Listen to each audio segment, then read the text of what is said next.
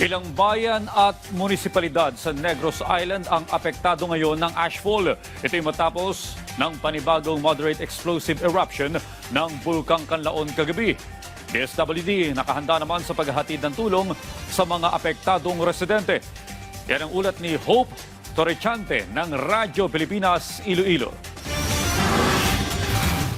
Pasado alas 7 kagabi nang muling pumutok ang Bulkang Kanlaon dito sa Negros Island. Nagtagal ito ng 2 minuto at agad na sinundan ng ashfall hanggang pasado alas 8 kagabi. Dahil sa moderately explosive eruption na yan ng bulkan, 11 lokal na pamalaan ang naapektuhan. Sa tala ng Negros Occidental Operations Center, nakaranas ng heavy ashfall ang Pandan sa Pontevedra at Sugang sa bayan ng La Castellana.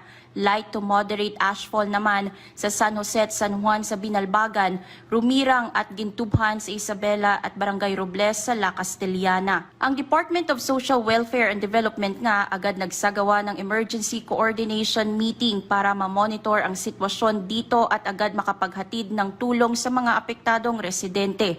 Sa katunayan, nakapreposisyon na ang mga tulong ng DSWD sa mga strategic location upang matiyak ang mabilis at madaling access ng mga komunidad na nangangailangan nito. Kabilang sa mga nakaantabay na relief resources ang mahigit 222,000 na family food packs, higit 10,000 na ready-to-eat boxes, higit 16,000 at 1,000 na non-food items at iba pang non-food items. Sa ngayon, mahigpit na nagbabantay ang Canlaon Volcano Observatory para malaman kung kailangang itaas mula sa Alert Level 2 ang status ng Bulkang Canlaon.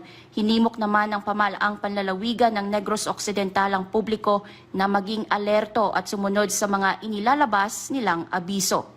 Para sa Integrated State Media, Hope Torrechante ng Radyo Pilipinas, Radyo Publiko.